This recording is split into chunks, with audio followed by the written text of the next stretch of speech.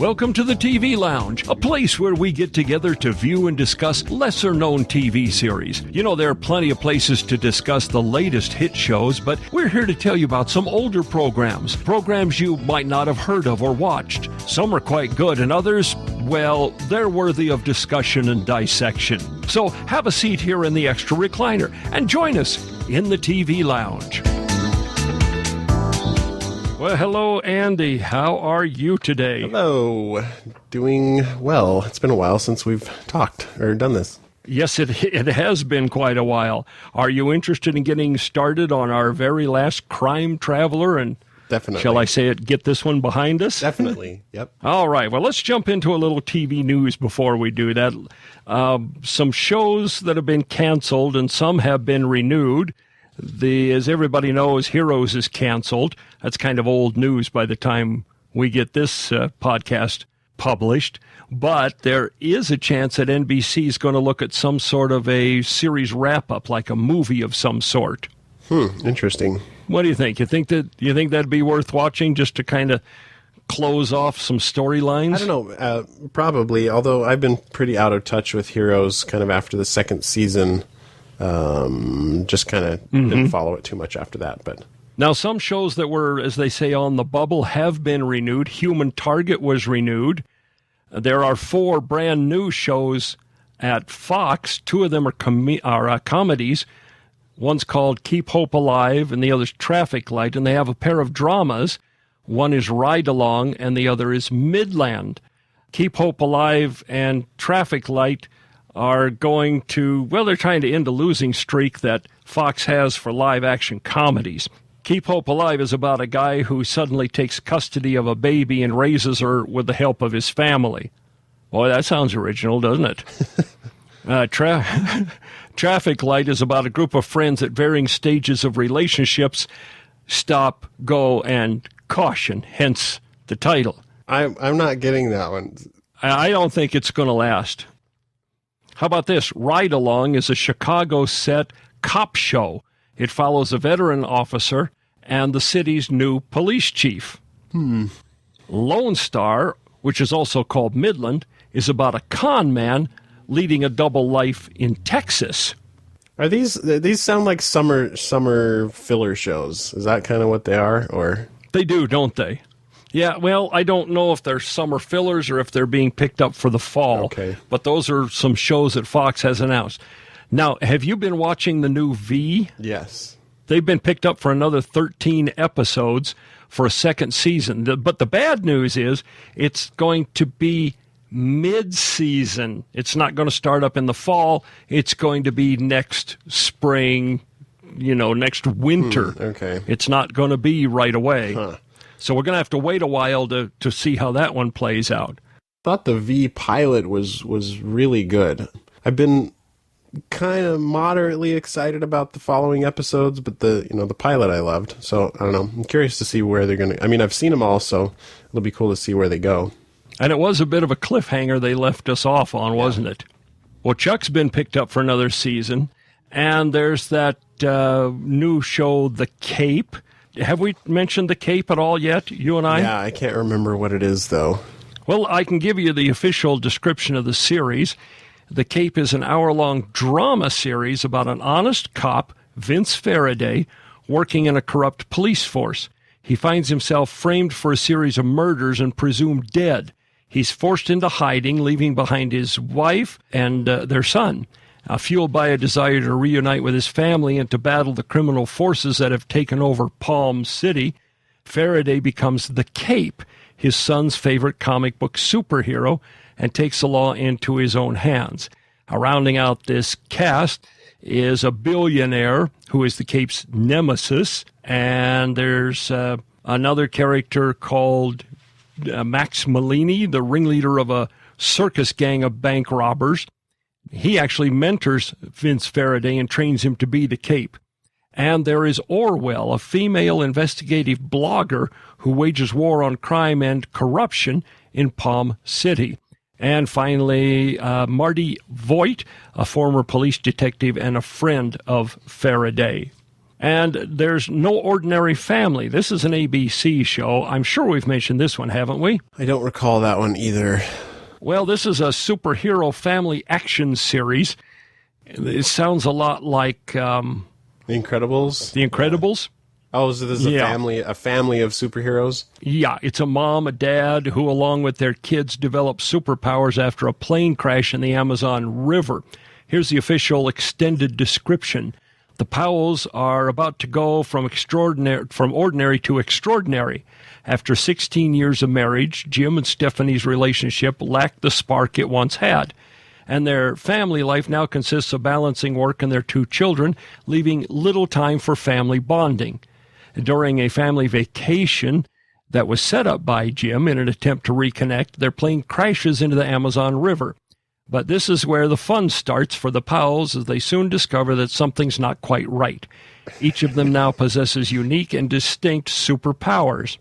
But saving and savoring their family life may be equally important as they try to find purpose for their new power and embark on a journey to find out what defines and unifies them. It says, and I'm quoting here, the Powells are a totally relatable family that happens to be a little bit amazing. Interesting. So are you going to check that one out? I'll check it out. I thought it was funny in the description. It says they crashed into the Amazon River. Uh-huh. They crashed into the Amazon River, but something isn't right. Well, first of all, they crashed into the Amazon River. Yeah, that's not right in the first place. What is it about the river that gives them the superpowers? Exactly. I guess I don't know much about that river. I don't think I want to go swimming in it. Maybe there's kryptonite. All right. Hey, I got another one, another sci-fi one for you. Are you ready for this? They've given the green light to something called super evolution. Now, listen to this description, and you tell me what this has to do with super evolution. Okay. It centers on a super volcano that erupts in Yellowstone Park. A firefighter and a volcanologist team up in an attempt to save lives. Wait. Doesn't that just sound like super evolution to you? Huh. Yeah, totally. I mean, That was my thought too. Okay, NBC has picked up a series called Chase. It's actually from Emmy award-winning executive producer Jerry Bruckheimer. Okay. And executive producer Jennifer Johnson. They both have a pretty good track record for TV shows. NBC says Chase has all the undeniable elements of a thrill ride that you would expect from a Bruckheimer action series. They say it's a fast-paced drama that drops viewers smack into the middle of a game of cat and mouse as a team of U.S. Marshals hunts down America's most dangerous fugitives. Yeah. Okay. You never know. It could be good, maybe not. You remember Napoleon Dynamite? Of course. Of course. Did you realize that Fox is developing an animated series Wait, what? of Napoleon Dynamite? Uh-huh. Okay. A cartoon. Are they going to actually use John Heder for the voice? I wonder. That apparently is correct. Oh, okay. Well, They're using a lot of the same actors for the voices of these characters. And the guys who developed Napoleon Dynamite are closely involved with this animated series. okay. I'm pretty curious to see that one. Yeah, well, it'd be interesting to see how that would work. But it seems to me something like Napoleon Dynamite, it would wear real thin after a long time. Probably. Let's move on to one other list here. Bunch of shows for ABC. These are all fall shows, and just a very quick name and a one-sentence description of each of these programs. Let me know what you think, if any of these sound really good to you. Here's one called Better Together. It's a sitcom about 2 couples, one conservative, the other impulsive. All right. Body of Proof, an hour-long drama about a former neurosurgeon who solves crimes. Now, tell me if you've seen any of these shows before, because I've seen these shows lots of times before. Well, a neurosurgeon. I mean, that reminds me of that whatever that show was. Dick Van Dyke was a doctor, and then he would solve crimes. Remember exactly. That? And it also reminds me of the old Quincy one where the guy was the medical examiner and he solved crimes. Yeah. We've had lots of doctors solving crime shows. The next one is Detroit 187. They're calling it a faux documentary hour-long show following a Detroit homicide detective. Here's My Generation.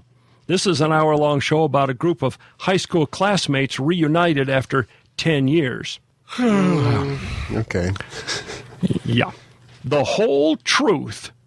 It's a legal drama about a pair of law school friends who find themselves on different sides of court cases. Mm-hmm. Happy Endings. A sitcom about what happens to a group of friends when two of them divorce. That sounds like a happy ending, doesn't it? Huh. Yeah. Yeah. Mr. Sunshine. Mr. Sunshine is a sitcom about a sports arena manager. These are the one-line descriptions. I mean, a sitcom about a sports arena manager. How in the world did they pitch that one and have it like picked up? I don't think I even want to go there. We have one more. Off the Map. It's 5 doctors operating out of a small South African jungle town. Is this a reality show? Did you say? No, it's not reality. Wait, it's a sitcom? What we have here is with this last one, the doctors. Okay, We got another doctor show, and all we're doing is changing it from a metropolitan hospital to small South African jungle town. It's going to be another one of those. It's just a doctor show. Mm-hmm. Like Private Practice or In the Jungle. Yeah, like any of them. Just name them. Grey's Anatomy. I mean, any of them. That's what it's going to be. It's just the same thing, only different.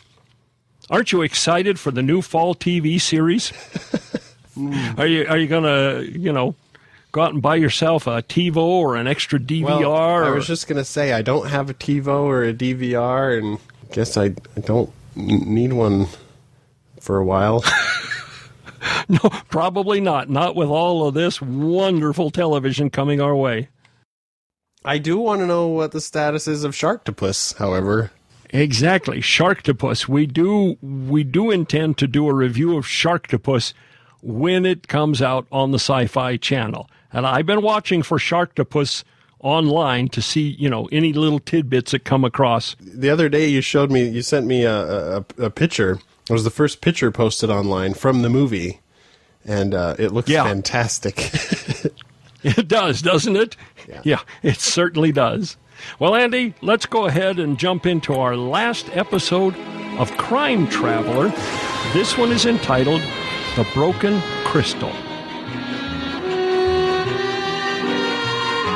This episode starts with a woman reading the newspaper. Water begins dripping down onto her paper from the ceiling. She goes out into the hallway and heads upstairs. She's calling out to a Professor Haywood. She approaches the door to the upstairs bathroom, and there's water flowing out into the hall. She knocks on the door and it swings open. She finds Professor Haywood in the overflowing bathtub. He's fully clothed, and he is dead. Jeff Slade and Holly Turner are leaving the movie theater. They have just seen a film entitled Les Enfants du Paradis.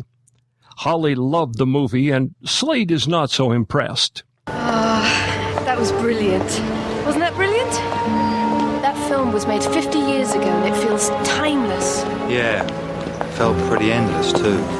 Oh, no, you didn't like it? Subtitles, black and white.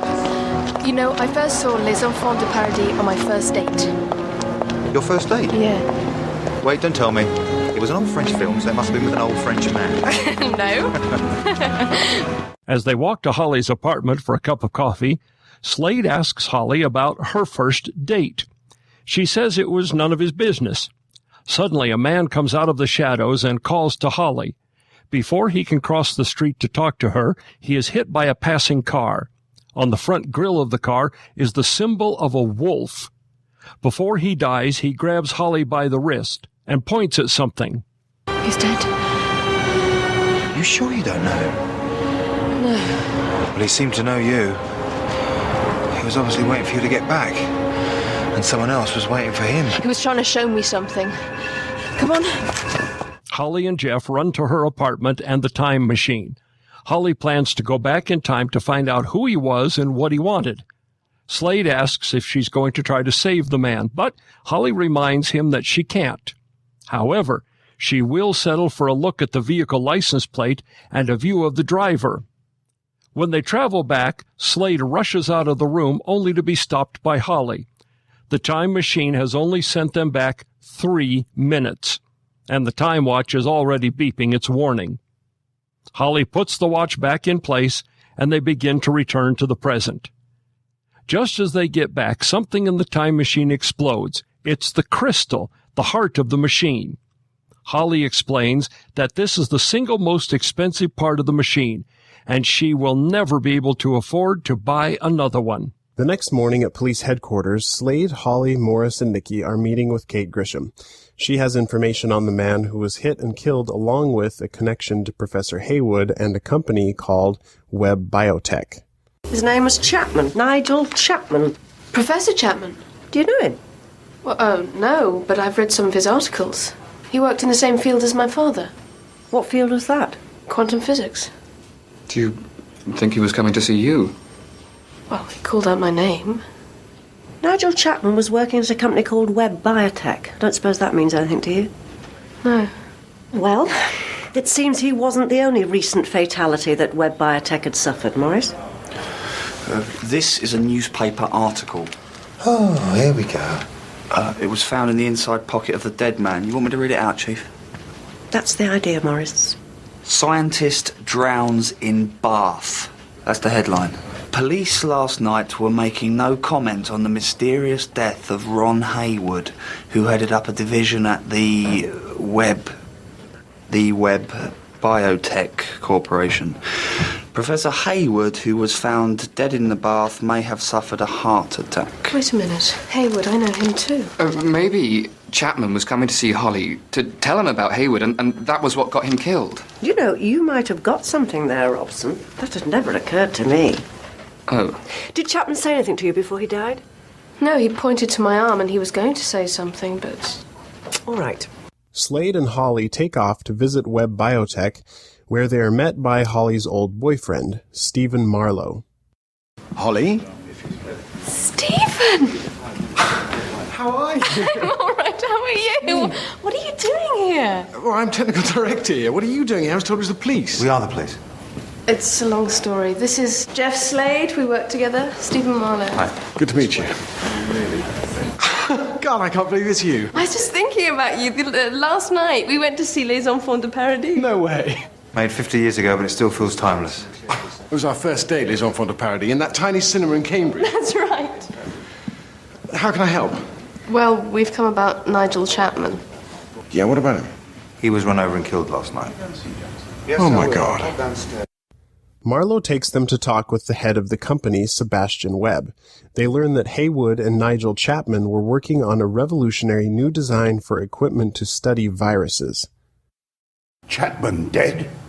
Yes. I believe he was working with Ron Haywood. They were both a waste of time and money. 6 months! 6 months working on a project that's going nowhere. Then one of them manages to drown himself. And now this. What exactly was their project? Marlowe, you tell them. You know more about it than I do. They were working in the area of viral research. They were trying to build a new form of synchrotron. What's that?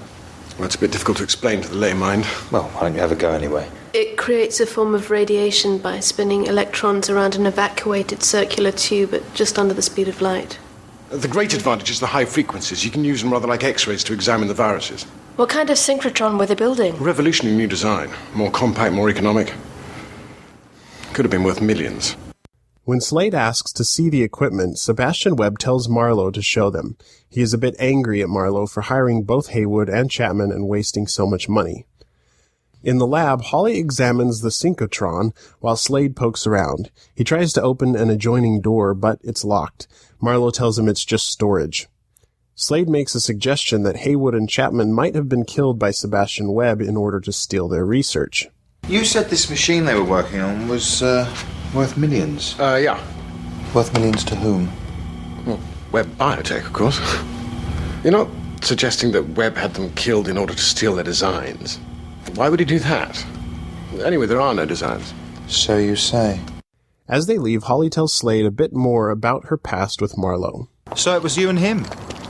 He was the old Frenchman? Yeah, it was a long time ago. How did you meet? My father tutored him at Cambridge. Then later on, he helped him with some of his research. Did he know about the time machine? No. No one knew. Back at the station, Slade tells Grissom that he wants a tail put on Marlowe. Holly objects, and Grissom thinks Slade's reasoning is a bit thin. He thinks that Marlowe might have killed them to get the designs in order to sell them outside the company. Grissom finally agrees to have Marlowe followed. In Holly's office, she and Slade exchange words. Each accuses the other of taking the case too personally. When Slade leaves with Nikki, Holly's phone rings. It's Stephen Marlowe. At Chapman's apartment, Slade and Nikki interview the landlady. She tells them a strange story about Chapman. How was he before he died, Mrs. Beavis. And he was the same as usual. So there was nothing strange about his behaviour in the week before he died? Well, now you mention it, he did seem a little nervous about something. And then there was that day. He went out twice. What do you mean? Well, he always went out at 7:30, sharp. Well, one morning, must have been about a week before it happened. I heard him go. But when I came out, he was still there. Did you ask him about it? No, but that boss of his did. He was round here asking all sorts of questions of the professor. Where he was going, what he was doing. His boss, do you mean Sebastian Webb? No, I mean that other chap. Dark hair. Marlowe? That's his name. Stephen Marlowe. Later at a fancy restaurant, Holly is dining with Marlowe. Right in the middle of their conversation, Slade walks up to their table and starts questioning Marlowe. Holly is definitely upset with having Slade there, and Marlowe tells Slade that he was nowhere near the place where Haywood was killed. He has an alibi. He claims he was in Knightsbridge on the other side of town, and that he spoke with a newspaper vendor. And the night Chapman was killed, he was in Weybridge, and he asked a policeman for directions. If you knew where you were, Stephen, why did you bother asking a policeman for directions? Because I didn't know where I was going. That is enough. Please don't do that. Excuse me, whose side are you on? This isn't about sides. Look, if you've finished, we are trying to have dinner. Yeah. Fine. You enjoy it. When Slade leaves, he is watched by a shadowy figure inside a car with a wolf symbol on the grill. When he returns to his apartment, he receives a phone call. It's from the man in the car. He wants to set up a meeting with Slade. Hello? Mr. Slade? Yeah? Who's this? Are you looking for the man who killed Ron Hayward? I might be. I know where he is. Who are you? Meet me in half an hour. 1 o'clock at the Tobacco Dogs. Know them? Yeah, I can find them. How'll I recognise you? Oh. You'll recognise me. In the restaurant, Marlowe is offering Holly a job at biotech. He also says he still has feelings for Holly. Next, we see Jeff Slade walking to meet the man on the phone. In the dark, the man from the phone shoots at Slade. Slade fires back and wounds him. The man drives off. The next morning in Grisham's office, Slade says it was Marlowe, and he wants to bring Marlowe in for questioning. At Webb Biotech, Sebastian Webb is questioning Steve Marlowe about his accounts when Grisham, Slade, and Nikki burst in. I don't understand these accounts. I didn't approve any of them. No, but as I told you, I did. Mr. Webb, I'm sorry. What is this? The police. We're here to see Mr. Stephen Marlowe. You're under arrest. This is ridiculous. Marlowe, do you mind telling me what the hell is going on? Yes, they're mad. This is some sort of obsession. Where were you last night at 1 o'clock? None of your damn business. How's your shoulder? What? According to Slade, he wounded you last night in the right shoulder. Well, that's easy enough to disprove. Would you mind? Marlowe removes his coat and opens up his shirt. There is no bullet wound. Back at headquarters, Morris and Nikki are escorting Marlowe into a holding room. Slade is trying to convince Grisham that it was definitely Marlowe's voice on the phone.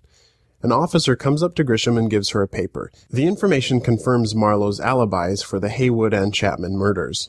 A newspaper seller called John Burford ID'd Marlowe in Knightsbridge at the time of Haywood's death. And a policeman called Munns remembers giving him directions in Weybridge. At exactly the same time, Chapman was killed. Maybe he's got a twin. A what? We still don't know where he was last night. When they question Marlowe, he says he was with Holly Turner when Slade was attacked, and Holly verifies what Marlowe says. It's true. We left the restaurant at 11 and then went back to Stephen's house. I didn't want to tell them, Holly. Really, I didn't. We talked for a few hours, mainly about Stephen's work, and then I left about 2:30. And he was in your sight the entire time? Yes, Chief.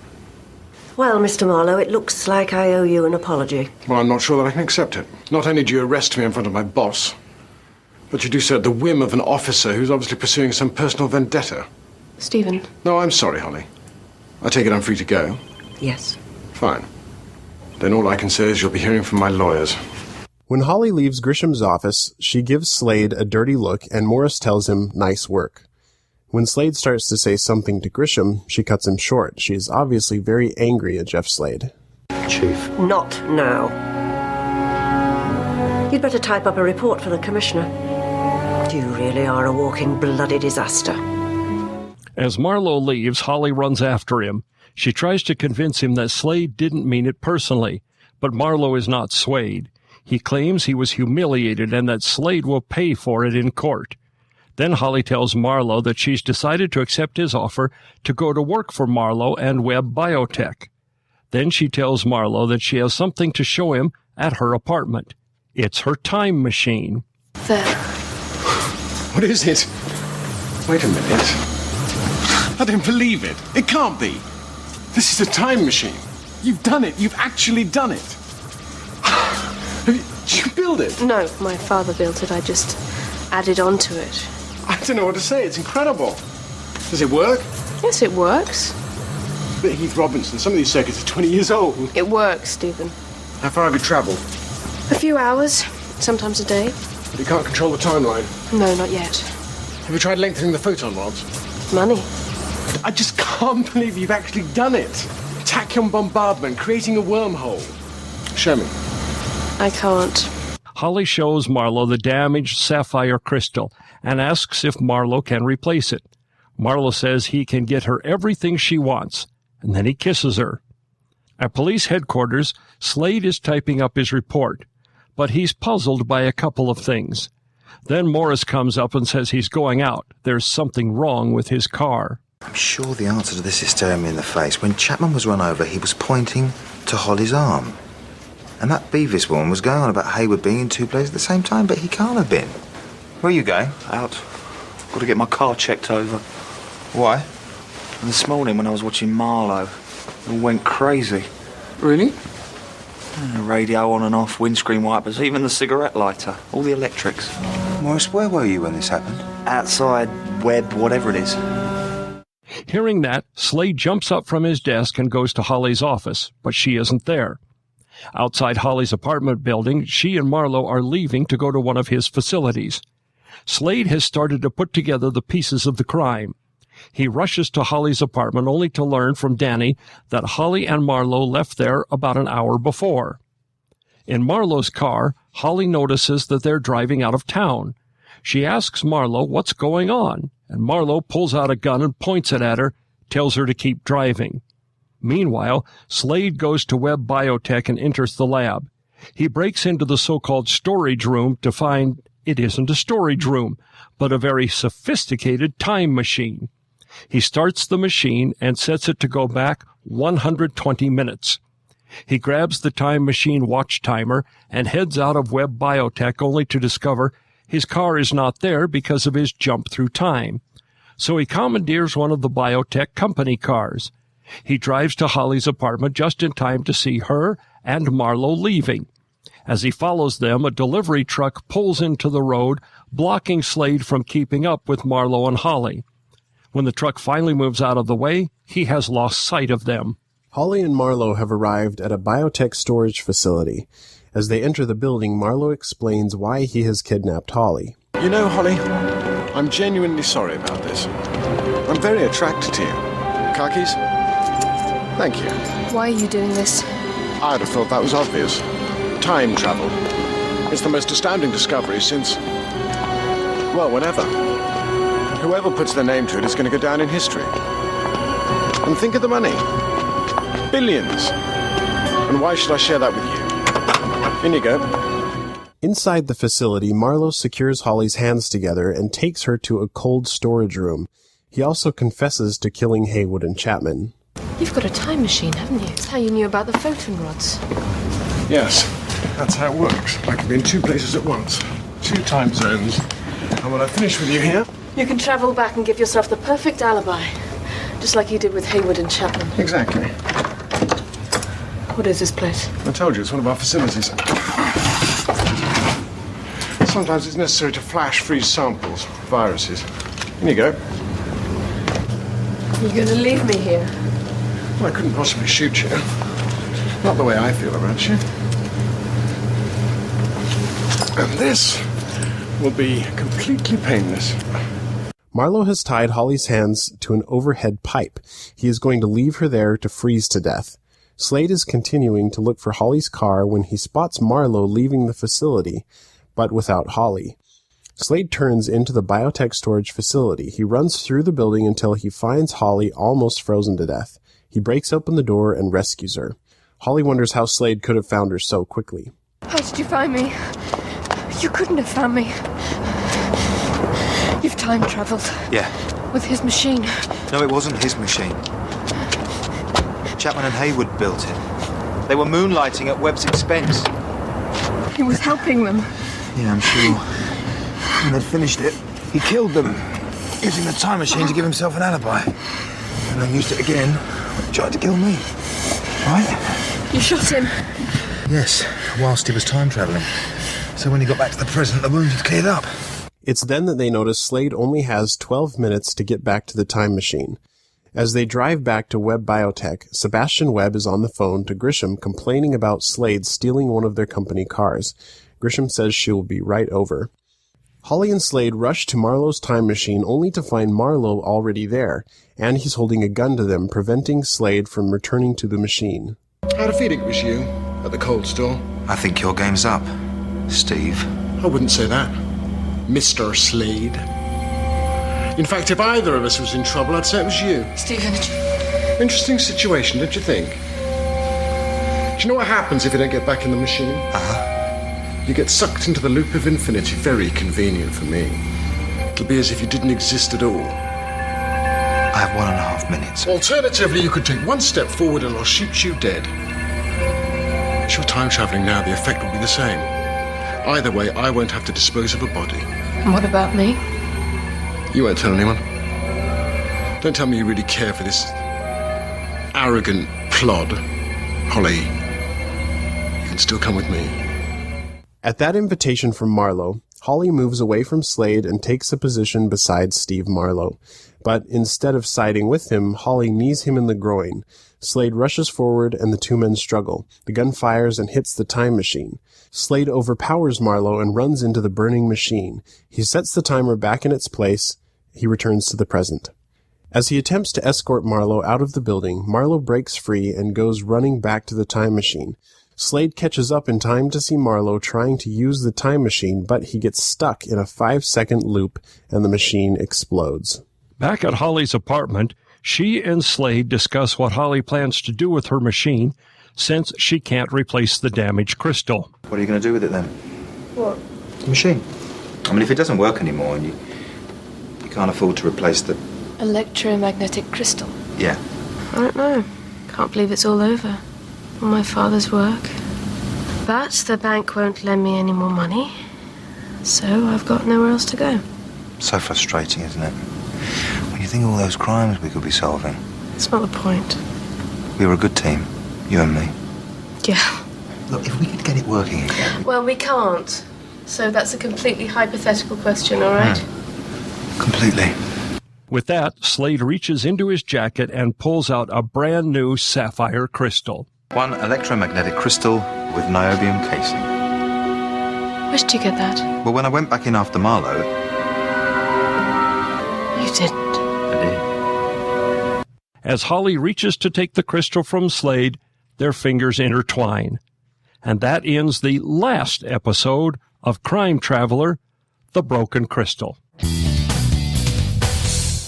Well, Andy, that's it. The last episode of Crime Traveler. What were your thoughts on this episode specifically? Well, I'm sort of glad we're at the end, actually. Yeah, I think I am too. You know, this episode, it definitely felt like a finale. I think they kind of stepped it up in a lot of ways as far as production value goes. I thought the cinematography was a little better. The lighting looked better. The overall, just the color everywhere looked better. And I don't know if that was partially just...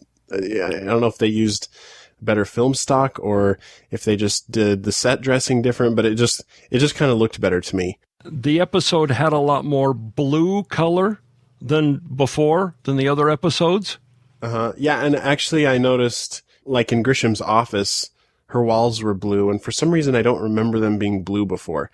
I remember their whole office just kind of being white. Drab? And maybe I just didn't notice, but for some reason I noticed this time. It did look a little brighter overall, didn't it? Anyway, they just kind of did a little bit more of a dramatic sort of lighting setup. Any little things that you noticed in this episode specifically? Because I've got a few things that I thought about. Okay, so at the beginning, after they come out of the theater and then the car hits the guy, I guess I shouldn't laugh, but the emblem of the wolf emblem on the car was just so stupid looking. I don't know. It just... Not only that, but think about this. We had the wolf emblem on the grill of the car, right? And it was very prominent, not only at the hit and run, but when Marlowe calls Slade on the phone, we've got that close-up of the wolf emblem, but there was never any resolution to that. Nowhere near the end of the episode did that wolf emblem come into play. You know, we never got confirmation that the car indeed belonged to Stephen Marlowe. Exactly, and I mean, unless I missed it, but I don't think we ever find out any sort of significance of the wolf as a symbol or that it belonged to...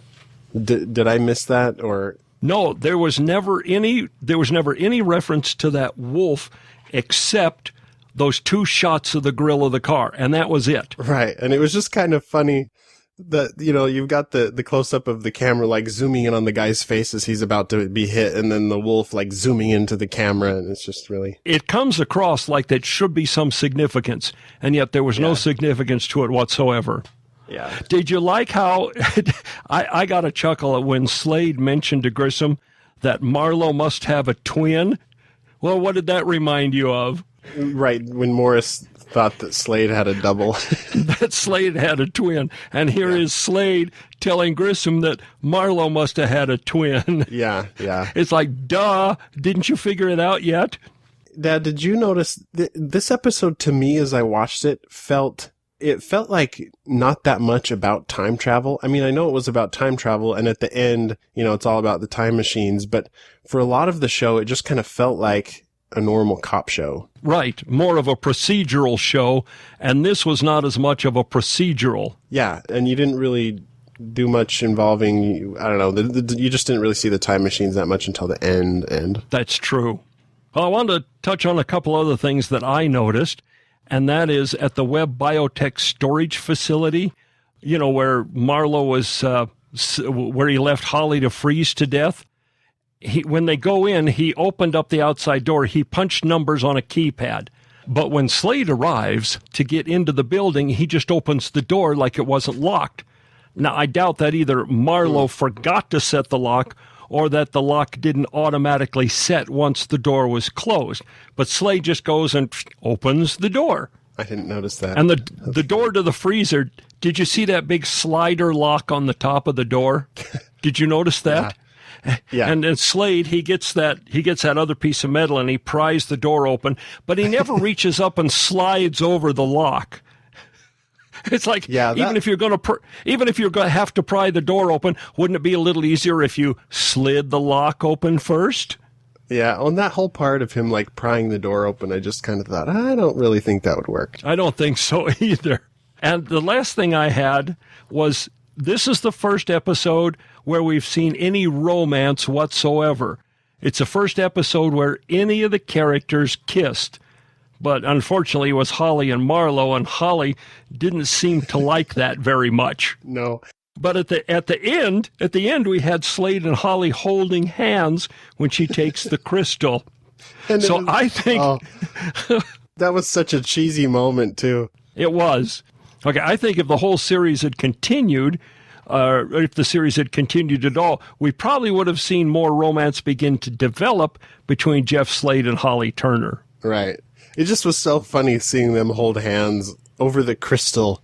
It was kind of funny. Now, and that reminds me, I assume they were planning this to just be a season finale? They weren't aware, they didn't know at this point if the show would be picked up or not again? No, they were not aware that the show would not be continued. This was like a season finale. They didn't realize it would be the end of the series. It's like they said, there was a change of management at the BBC, and basically Crime Traveler just got overlooked. Okay. Any other thoughts on this one? I did have one other thought on the crystal. It didn't look like much of a crystal to me. I mean, maybe that's kind of... It looked like a little mini lava light filled with oil and water. You know what I mean? Like a little glass rocket filled with oil and water. And do you think it was a good note to end the series on? Yeah, I mean, I suppose. I don't know. It was pretty good. I guess it was nice to see Slade and Holly, hold hands or whatever. I really, honestly, though, I thought it was a little weird to have the second time machine. I guess it made sense. I preferred Holly's time machine being unique and the only one. The idea that there could be another one, I don't know, for some reason I just didn't like that so much. Kind of takes away from the uniqueness of the series. Exactly, yeah. Well, is this a series you would recommend anybody?